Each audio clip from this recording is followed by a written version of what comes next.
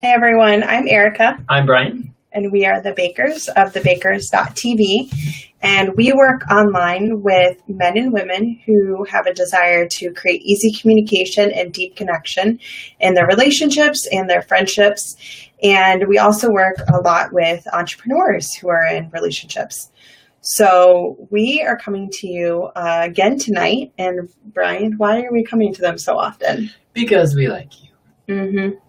Because because on April 20th, we are flying down to San Antonio to see some of the coolest people in the world, such as Nicole Walters and Dave Ramsey and Christy Wright. Yep. So it's kind of a big deal. Probably will change our lives forever. I know it will. It's going to be pivotal. Oh, yeah. So we are reflecting on a lot of the great things that have happened in sharing a story every night for 16 nights leading up to the big day. Yep. Hi, Cheryl. Regina. Hi. So we're telling stories kind of reflecting, thanking God, and really just wanting to share with you where we've been and wanting to remind ourselves and other people that God is moving every day through our lives. And yes, it is exciting, Josh. So Brian, are you going to start tonight's message? I would love to. Not message, but story. Story. I'm reverting back to Brian's pastor days.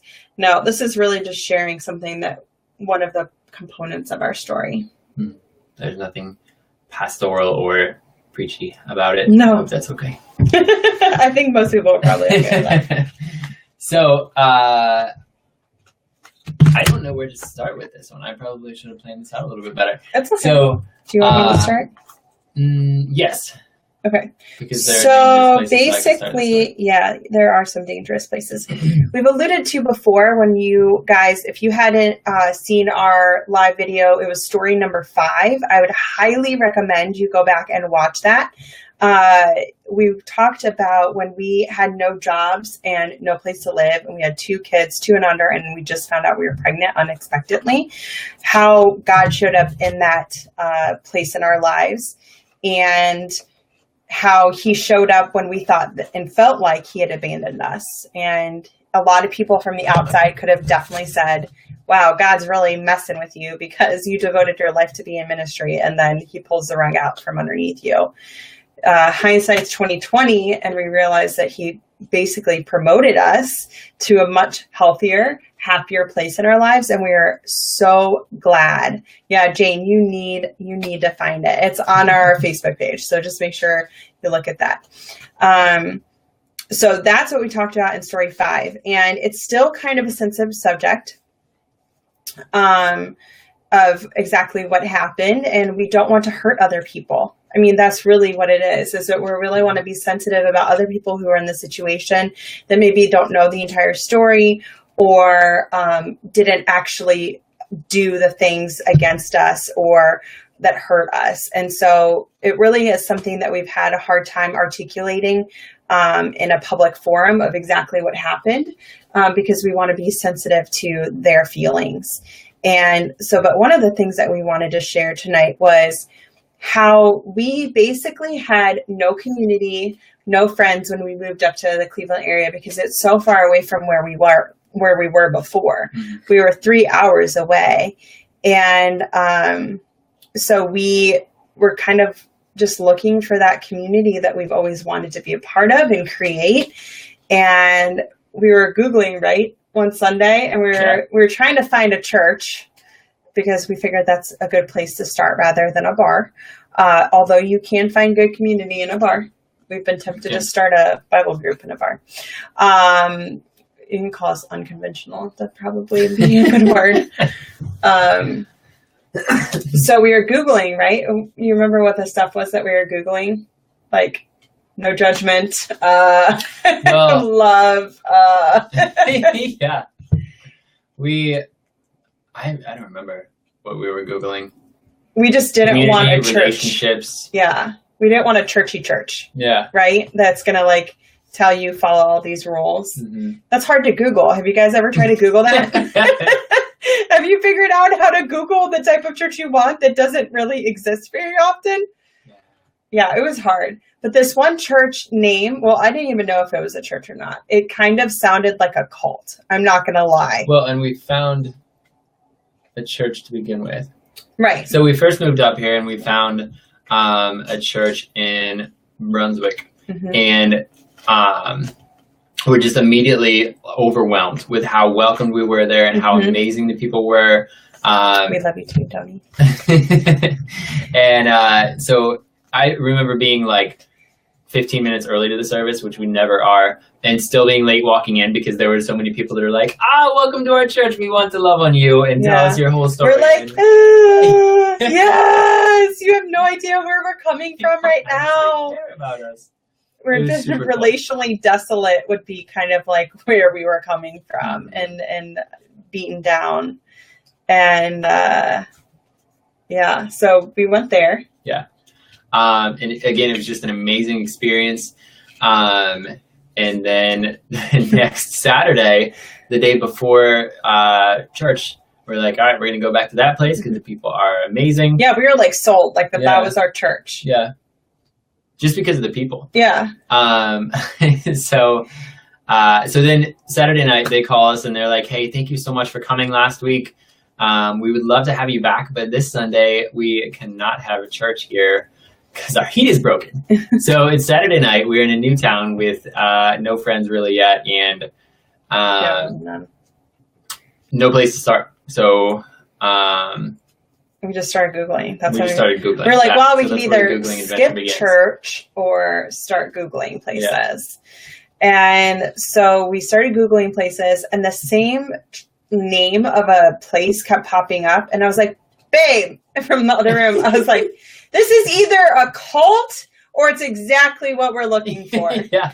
Because she's like, it doesn't even say church anywhere. No, it says community. Yeah, it's called Renew Communities. And I was like, either this is a community center or a church that we're looking for or a cult. Because I had no idea what it was because it didn't say church anywhere. So then, unfortunately, they had just uploaded some testimonials up onto Vimeo that day for a baptism they were doing that day. And I started watching them and I was like, hey, I know that girl. It was one of the girls that I had gone to school with at Ashland University. And I was like, well, it can't be all completely bad if she's going there. And then I heard their testimonies and I was like, I think this is the kind of vibe of the place that we want to be a part of. So we went. And I mean, we had seen God move and how we got up here and got our house and everything like that. But I mean, at least I was a little upset with God still and felt distant from him.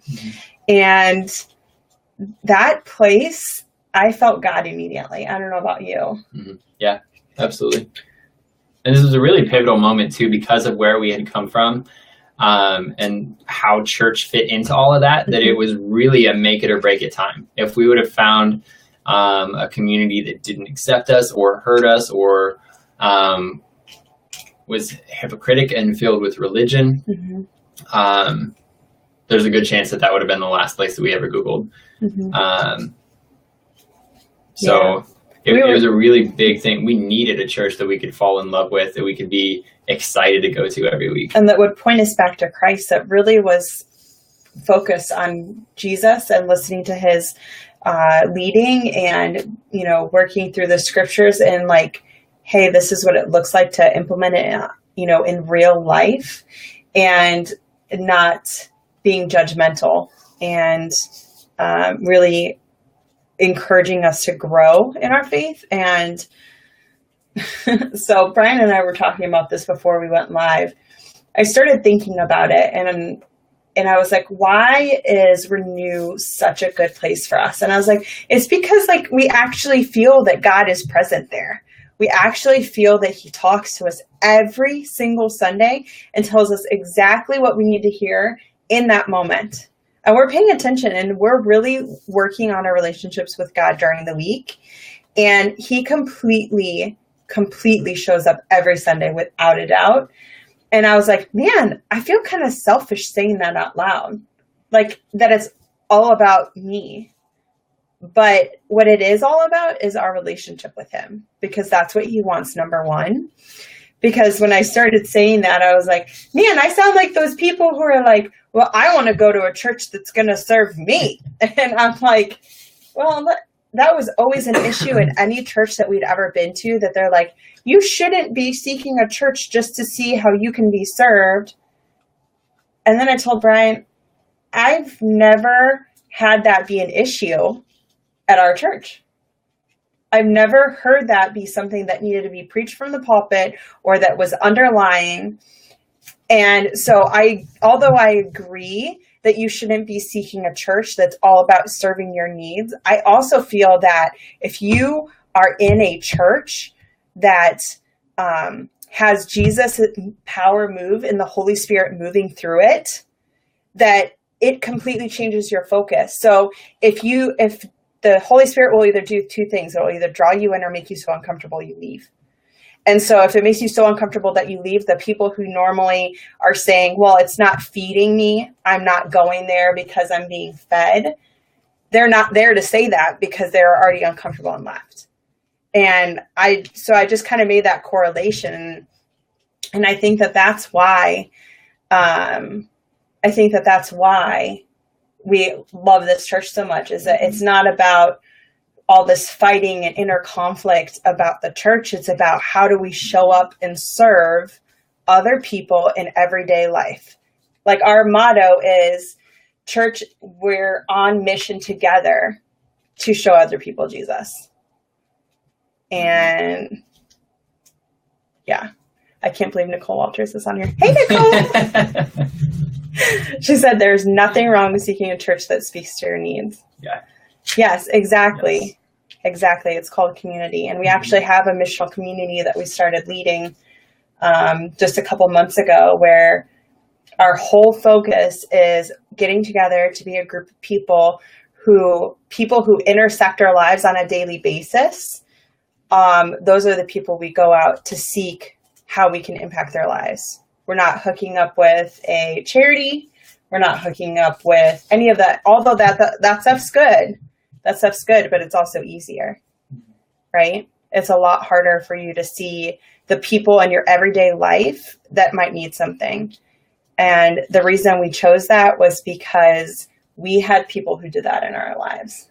Yeah. We had people who showed up in our lives that said, hey, I don't know you very well, but I'm going to show up in this time, even if that's a little card, if that's a little, dish at night, because they knew that we were struggling emotionally to the point where creating food for ourselves was awful. Yeah, a church that moves, action is so important. Exactly. So it's doing those things in everyday life that we are really trying to accomplish. And that's what our church is all about. And so God showed up huge. Mm-hmm. Yeah. And continues to every week. Mm-hmm. Like, I've never been so excited to I've never been excited at all to go to church before. Sorry, that just came out. But like this place, we get so excited. Like, I've gone to conferences and things like that and left in the middle of the weekend and be like, it's Sunday tomorrow. I gotta be there.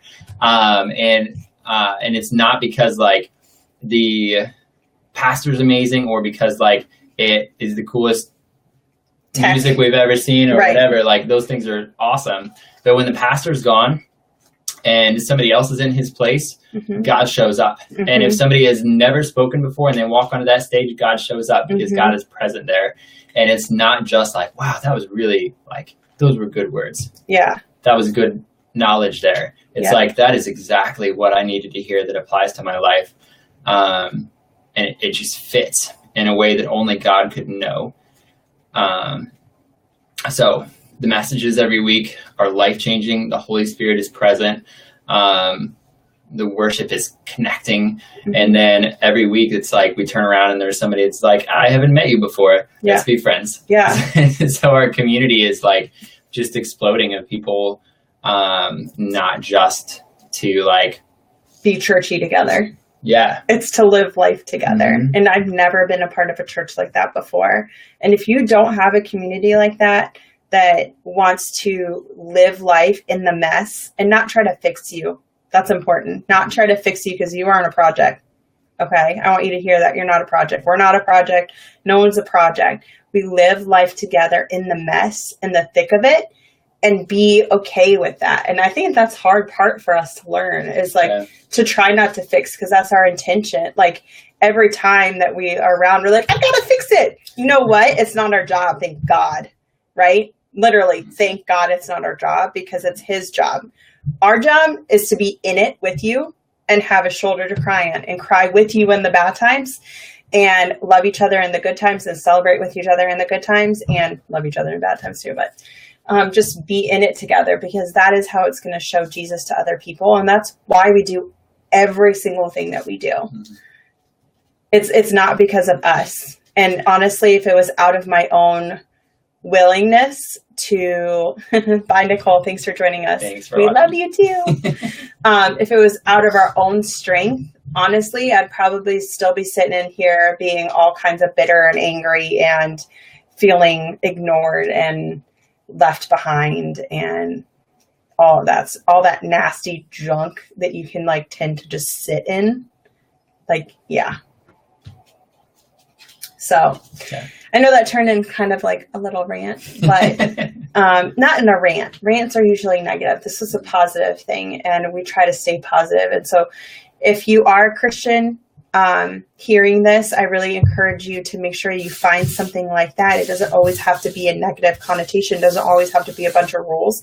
And if you don't go to church, or you've been turned off by church like us, and you're not a fan of Christians, and sometimes I don't even like to label myself as a Christian, because I kind of am ashamed by other Christians. Sure. Yeah.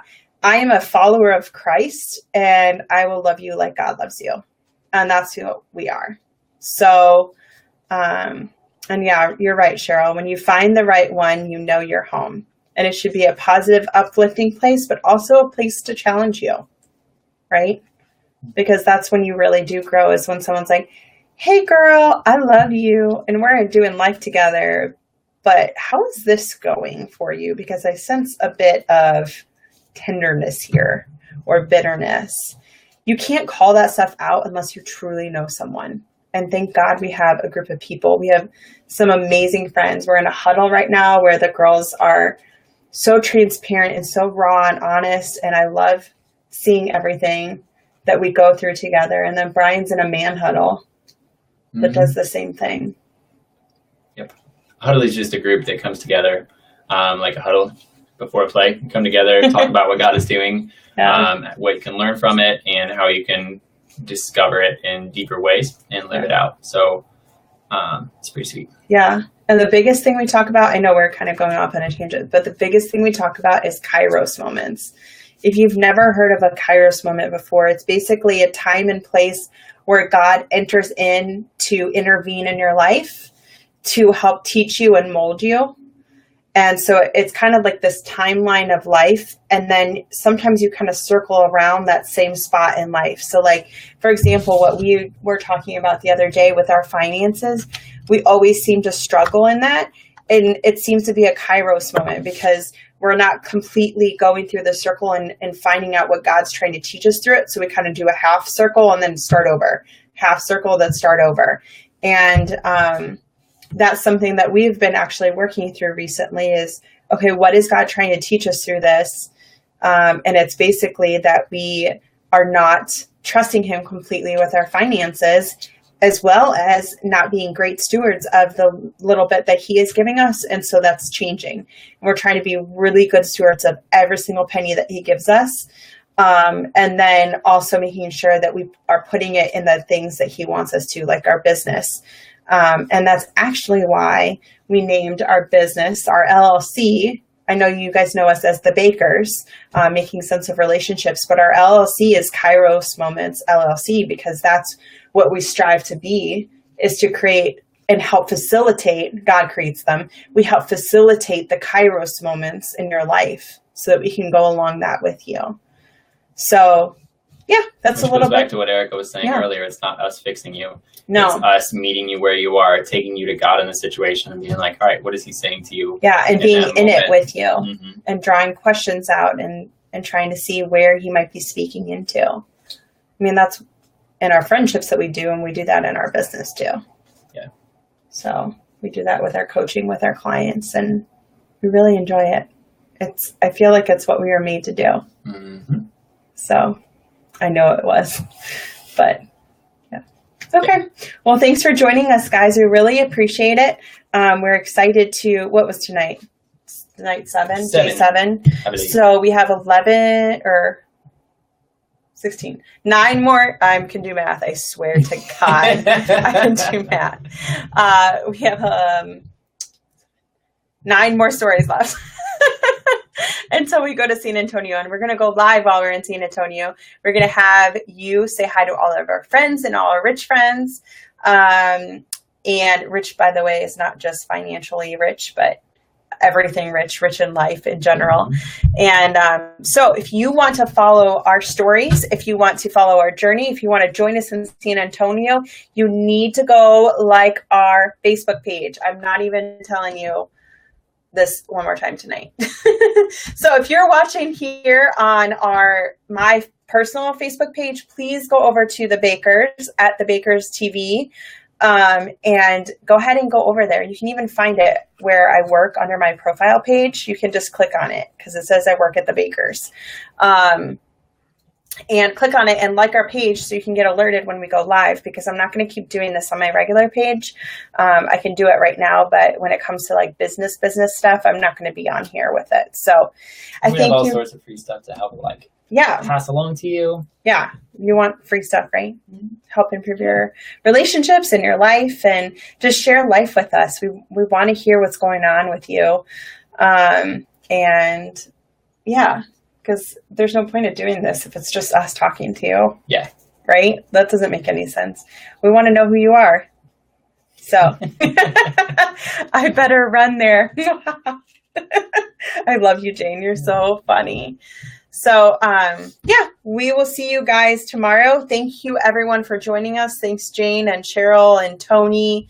There have been a lot of powerful things that have been popping up in the comments, and there's so many of them that we can't respond to all of them. You guys are spot on. And Elena, I saw, was on here, and Regina and Josh. So thank you all for joining us. Oh, I didn't even see her on there. She's on the other side. Oh, okay, cool. So thank you, guys. We love you, and we'll see you tomorrow for our story. Bye. See ya.